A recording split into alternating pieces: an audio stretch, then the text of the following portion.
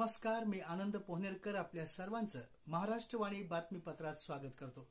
पाहूया आजच्या ठळक घडामोडी. विवाह सोहळ्यासाठी निळा येथे येणाऱ्या पाहुण्यांचे नाव नदीपात्रात उलटल्याची दुर्दैवी घटना मंगळवार दिनांक 20 मे रोजी कानडखेड निळा शिवारातील पूर्णा नदीपात्रात घडली.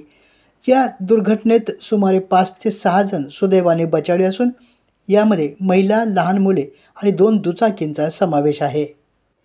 पूर्णा तालुक्यातील निळा येथे संभाजी सूर्यवंशी आणि प्रभाकर सूर्यवंशी यांच्याकडे विवाह सोहळा होता. या समारंभासाठी सातेफळ, कातनेश्वर, आहेरवाडी, नांदेड आदी भागातून पाहुणे येत होते.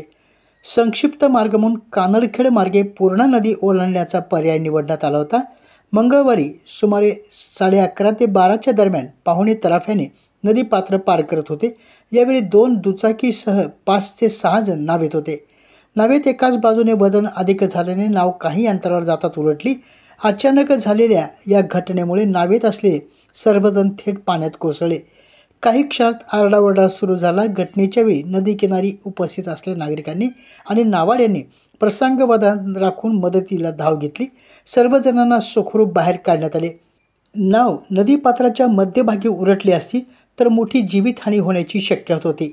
मात्र नदीच्या काठाजवळच ही दुर्घटना घडल्याने मोठा अनर्थ टळला.